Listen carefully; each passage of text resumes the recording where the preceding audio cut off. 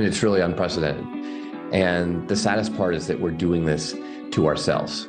I mean, this isn't some enemy action. This isn't what Russia or China is doing. We need to be honest here. It absolutely is a national security concern. Chinese nationals posing as tourists attempting to breach U.S. military bases. And the people allegedly responsible are being called gatecrashers.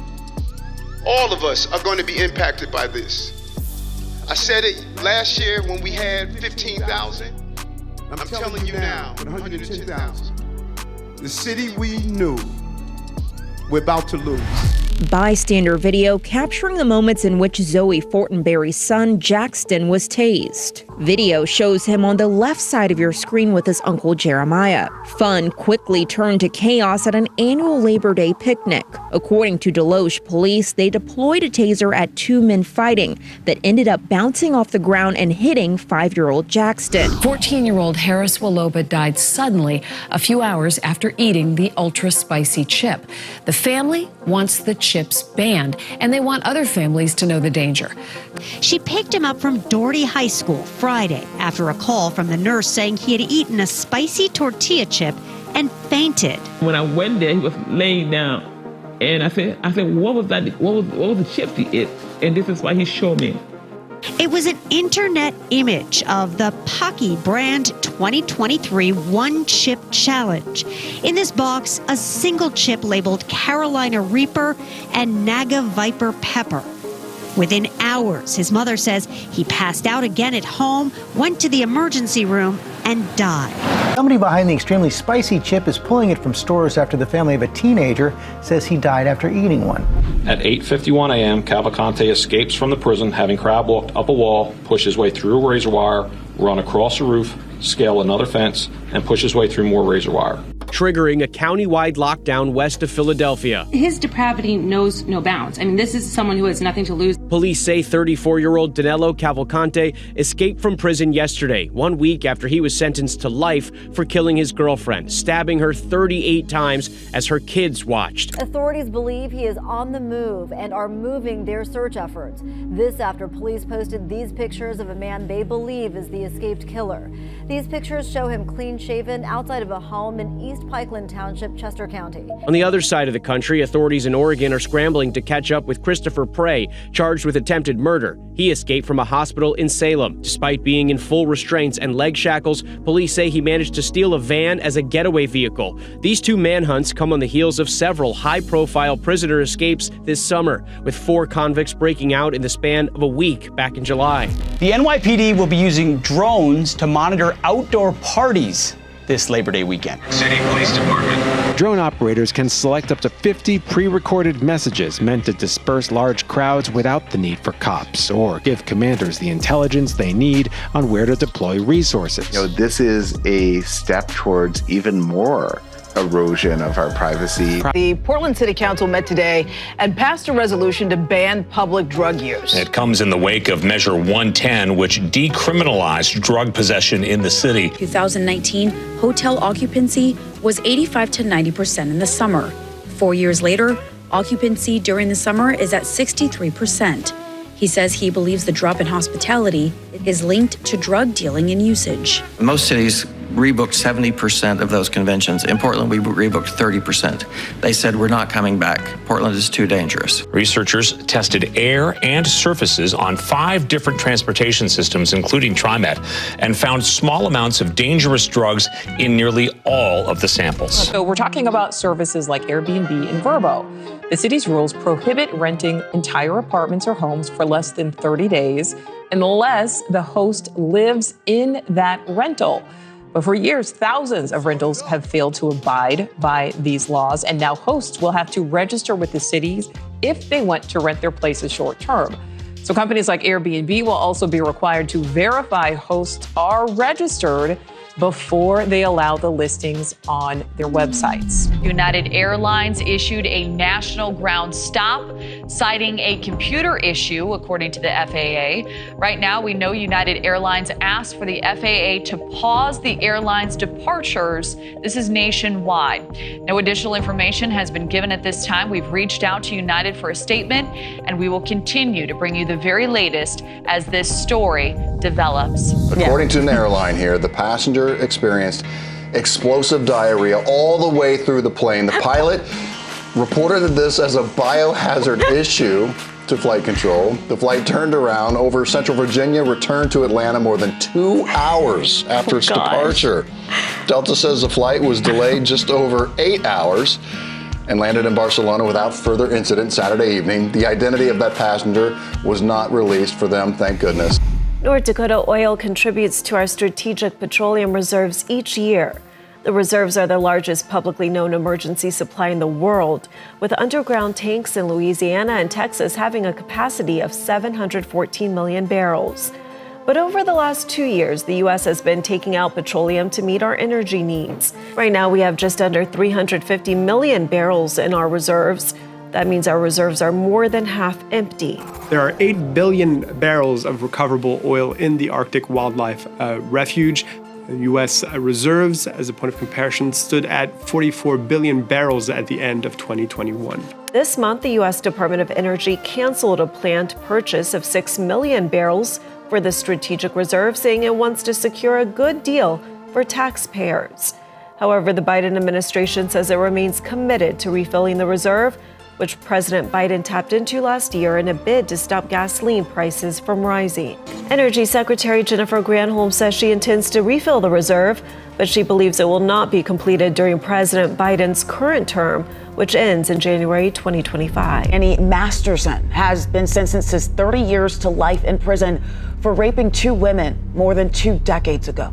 The 47-year-old was sentenced to 15 years to life, with both convictions to be served consecutively. Since August 22, these cities have received migrants from Texas busing. New York City, 13,000, D.C., 11,000, Chicago, 6,700, Philadelphia, 2,600. But then, by comparison, CBP agents have encountered almost 1 million illegal immigrants since October of 2022. Just spoke with a Chicago police officer a couple minutes ago who confirmed that there are at least 433 migrants staying here at the airports. The migrants that we spoke to say that the conditions here are inhumane and they have some concerns about their well-being. And the 433 migrants are staying here, hidden behind these black curtains. They are well over capacity at this point.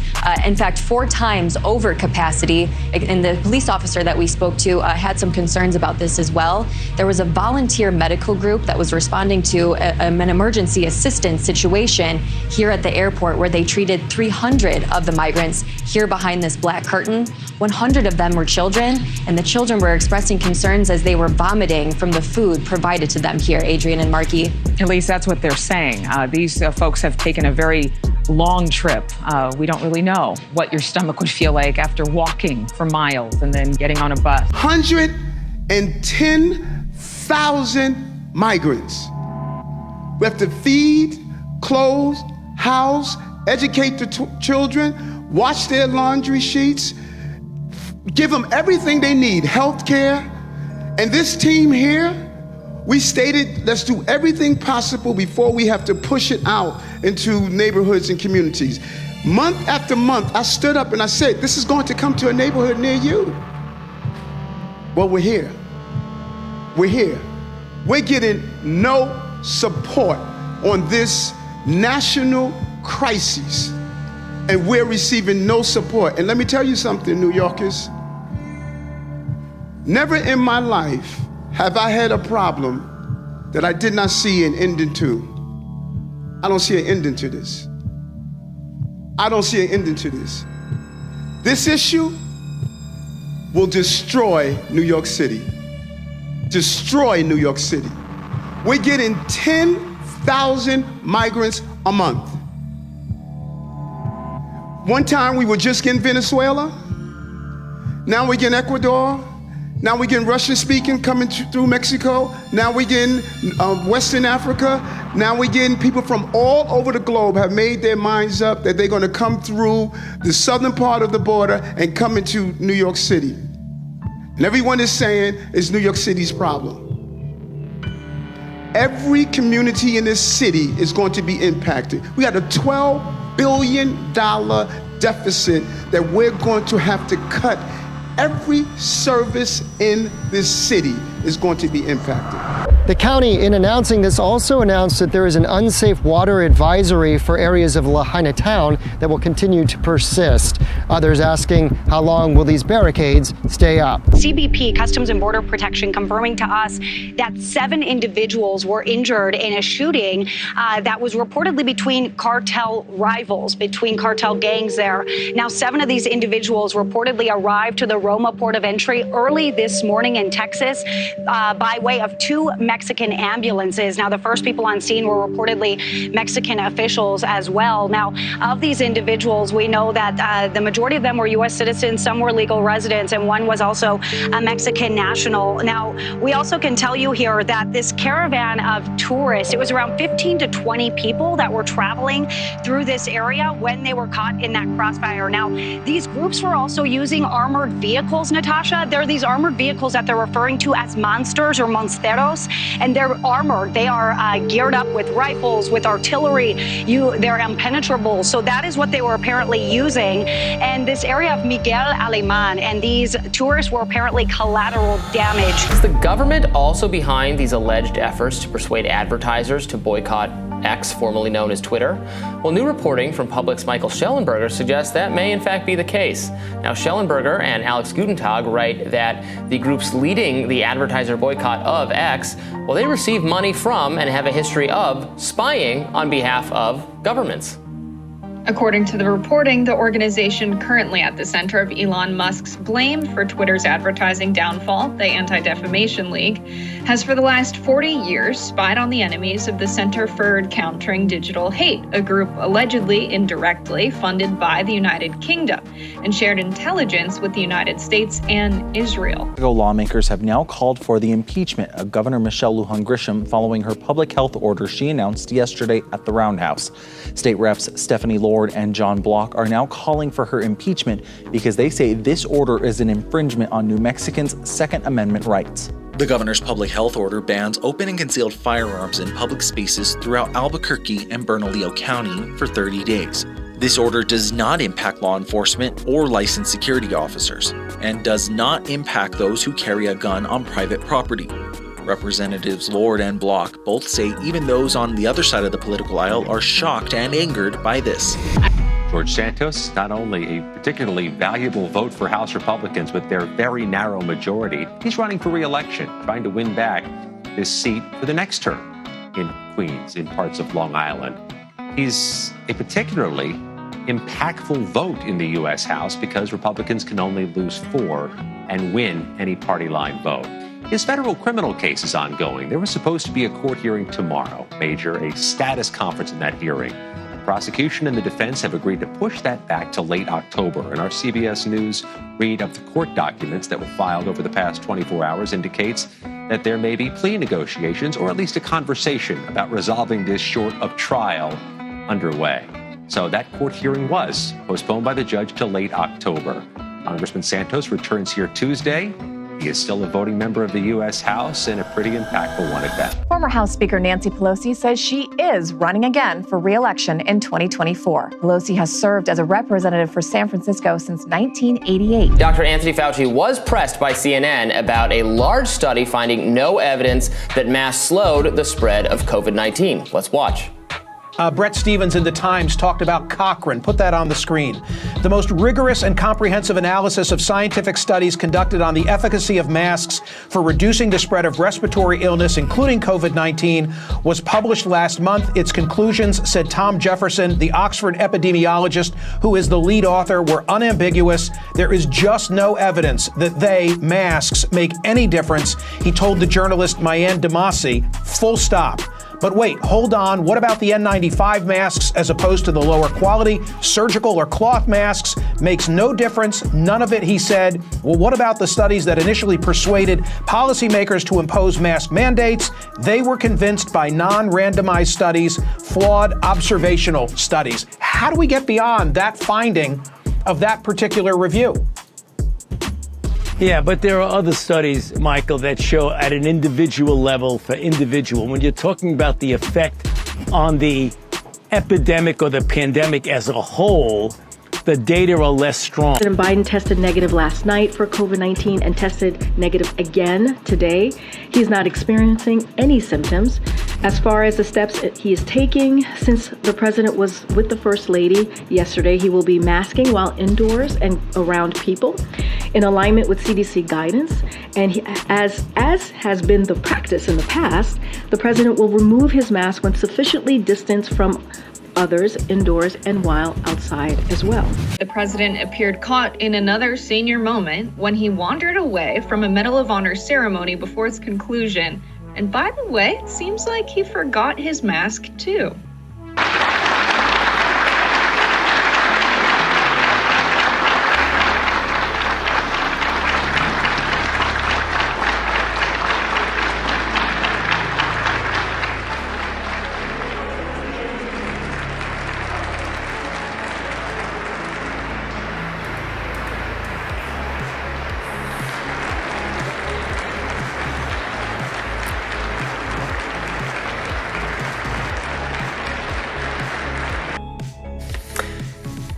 Yeah, he looked pretty confused there. I don't know, that was a senior moment would be the nice way of putting it, but we're talking in a bit about what Mitch McConnell's going through with those the glitches, the freezing. Man, we're governed by some old people. Yeah, he left the stage too early. He didn't put the mask back on. I mean, it's a whole separate issue, but it does not. I don't think that sends a message that he's in formidable shape and ready for another race for the presidency. Yeah, the president reminds us often, Robbie, that he is Irish. He's just a fan of the Irish goodbye. Oh, he just there you has go. things to do, places to be, just gives the Medal of Honor and dips. Okay. Yeah, obviously, it's obvious by everyone's faces and just the flow of the usual ceremony that this is not how it was supposed to end. That's not a normal exit for him to walk down the aisle like that. You can see the press just turning and looking like, what is going on? It's very obvious that although Biden is walking away, it's a similar kind of a glitch to what Glitch McConnell is going through here, right? You have these folks in public office that are very old doing things on camera when the press is there, when they're supposed to be at their best, that make it very obvious that they are not all there. And Feinstein's another example of this. And with her, it was during a vote where she had an aide tell her what to do. What is going on behind the scenes with the president of the United States and the minority leader in the Senate? It's probably a similar kind of a scenario. If this is what we're seeing in public when they're at their best, what are we not seeing behind closed doors? We've run a bunch of studies and it's kind of ambiguous, but we're not seeing really robust, great data on routine use of masks. But that's not what he said. He said masks don't work, period. All right, we'll have more Rising right after this.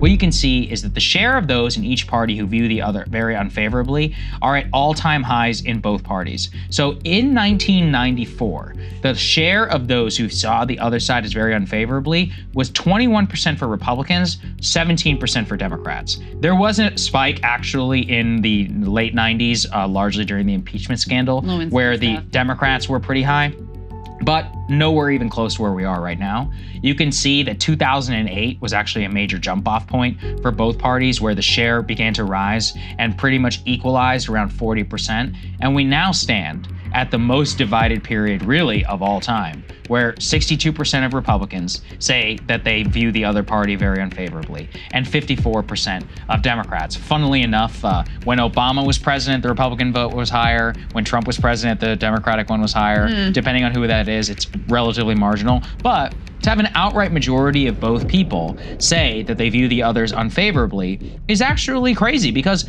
it leads to a complete negative valence of all politics in which everyone is voting, or the vast majority of people are voting against something. Right. They're voting explicitly to prevent. A new effort by the National Archives is pulling back the curtain on UFO records once hidden by the government. Now, the tens of thousands of government UFO records expected to all be available online by 2024. A number of lawmakers and defense leaders calling for an end to a months-long blockade on military promotion. Senator Tommy Tuberville has delayed. He's blocked the confirmations of more than 300 military promotions. And the Alabama Republican is protesting a Pentagon policy that provides travel expenses and paid leave to service members seeking abortion care. They can bring them to the floor one at a time. I can't hold them up.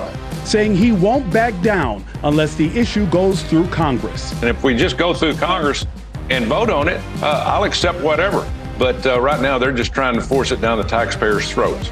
For the first time in history, the Army, Navy, and Marine Corps are all without Senate-confirmed leaders, and more vacancies are on the way. Like General Mark Milley, whose tenure as chairman of the Joint Chiefs of Staff ends in October. Let the laws go through Congress, not through the White House. Let's do it the right way. That stance drawing the ire of the military's top brass, who issued a strong rebuke. In a Washington op-ed, the secretaries of the Navy, Air Force, Space Force, and Army claim Tuberville is risking national security. If I thought this had anything to do with our national security and not having us prepared for what's going on across the world, I wouldn't be doing this. But it's obvious that the Democrats are trying to use it to their advantage. More than 600 generals and admirals are waiting for Senate confirmation. And in that interview with Adrian, Congressman Seth Moulton went on to say, as you heard, that actions by Senator Tuberville, quote, absolutely is a national security concern. Adrian Markey, it is a long-held belief by active duty service members and veterans that the decisions that can have a negative impact on the men and women in uniform are much easier to make when, like Alabama Senator Tommy Tuberville, you have never served. Chinese nationals posing as tourists attempting to breach U.S. military bases. And the people allegedly responsible are being called gatecrashers. According to the Wall Street Journal, the FBI, Department of Defense, and others have been conducting a year-long investigation into so-called gatecrashers, Chinese nationals pretending to be tourists who try to access military and other installations. They reviewed at least 100 separate incidents where Chinese nationals were caught attempting to gather information, often using scripted language about being a lost tourist. It's happening all over the U.S., according to the report. In Florida, Chinese scuba divers were caught swimming in dirty water near a government rocket launch site. In New Mexico, the gatecrashers attempted to breach a missile launch location. Officials even caught Chinese nationals leaving a tour of the White House, attempting to take photos of Secret Service and communications equipment. Syngenta. This is a seed and pesticides manufacturer. It's one of the largest in the world. And let me show you something else as you look from the outside here. Nothing about this suggests that it's foreign-owned. In fact, you can even see, look right there, it's an American flag that's flying. Syngenta is headquartered in Switzerland, but owned by ChemChina, which is 100% Chinese state-controlled and designated last year by the Defense Department as a military company. Its CEO, a former government official and member of the Chinese Communist Party. Syngenta is operating here legally, and neither it nor its parent company have been accused of wrongdoing. In a statement to CNN, they stressed that Syngenta has approximately 4,400 U.S. employees in 43 states, and all its activities are conducted on fields and farms in the U.S. to benefit American farmers. Syngenta is one of the most important seed chemical companies massive, yeah. in the world. Yeah. And never mind that it's Swiss headquartered. Right? You showed those flags. The American flag in Syngenta, you wouldn't even know it was Swiss headquartered. Right. But 100% owned by a Chinese state-owned company that's designated by the United States as a military company? And that's just fine? It's simply astonishing that a parliamentary researcher with direct links to MPs and direct links to classified information has been arrested today for spying for China. Hong Kong received more than 6 inches of rain in 1 hour, which is the most since records began in 1884. This morning, parts of Greece underwater with 2 feet of rain falling overnight, a storm hammering the area for 10 hours. Turkey and Bulgaria also feeling the effects. There have been at least 7 weather-related deaths. Cars swept away in the central part of the region.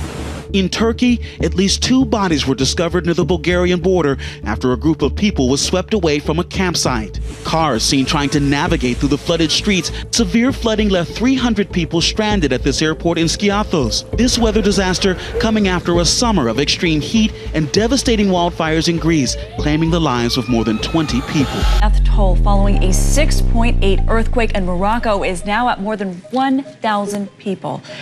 Rescue teams are searching through the rubble to look for any more potential victims. Authorities expect the death toll to rise. Residents were forced to spend last night in the streets after their homes and buildings were damaged or destroyed. Khalifa, it's believed, escaped by strapping himself to the bottom of a food delivery truck, being driven off the prison, and now a nationwide manhunt is underway. Daniel Khalif, a former soldier, is accused of collecting information on army colleagues that could be useful to terrorists and leaving fake bombs at a military base. That sometimes people become reluctant. People talk about Ukraine fatigue. This is the topic of our existence. We can't stop fighting for ourselves. So my message is please don't stop to help us fighting. Do you feel like the world is turning away? I'm afraid of it, but I hope it will not happen. Well, speaking about her husband, President Zelensky, the First Lady said she wished mental health was something they discussed more at home, saying he's the kind of person who likes to solve things on his own. Guys? And according to what he said, that he's here to express support on behalf of the U.S. government, on behalf of the Biden administration, for Ukraine, for its war efforts. He's going to announce later today an additional $1 billion plus in American support for Ukraine, both military support and economic support, show that the U.S. is still committed to bring attention of this conflict to the American people, because many in the United States haven't really been focusing on the war, particularly over the summer months. And that official said that this is almost like a back-to-school moment, where the two governments, the two administrations, the Ukrainian and the Biden administration, want to get together, want to make sure they're on the same page going into the fall. New video shows President Volodymyr Zelensky with troops on the front, that is near Bakhmut. Meanwhile, in Russia, there are reports officials are covering aircraft with car tires in maybe an effort to protect them from Ukrainian and pro-Ukrainian drone attacks. Satellite images show us at least one plane covered in tires at an airbase south of Moscow. Cuban authorities say they have uncovered a human trafficking ring which recruits its citizens to fight for Russia in Ukraine. The group supposedly targets Cubans already living in Russia, as well as those at home in Cuba. Authorities in Havana said they are working to, quote, neutralize and dismantle the network. North Korea says that it has launched a new tactical nuclear attack submarine, part of its ongoing attempts to ramp up its naval power. State television released footage of the reclusive country's leader, Kim Jong-un, at a colorful ceremony marking the launch of an unspecified location. He said it at the event that North Korea plans on turning its submarine fleet into attack vessels equipped with nuclear weapons. Stressed mother in Mesa, Arizona, seen rushing her baby to an officer after he stopped breathing. The officer immediately starting life-saving measures on the unresponsive one-year-old. You okay? And after a few terrifying seconds, he's blinking. You okay? Was able to get the baby breathing again. I heard screaming, so I walk over, and when I peep out this way, from the other side of where the train's at, mom comes running up to me screaming for help. Officer Shaquille Perez was responding to another call at the train station when the panicked mother racing to the hospital saw Perez and pulled over, desperate for help. He's breathing now. Another stroke of luck, a retired paramedic nearby, eager to assist. The guy ran up saying he was, a retired paramedic and asked if he could help, so of course I said yeah. So he took the baby from my arms. We put him in the backseat of the squad car under some AC. As the baby cooled down in the back of the police car, Wake up. The sound of his cries, Okay, all right, sending a wave of relief to everyone. He's crying, so we're getting some noises from him, okay? He's gonna be okay.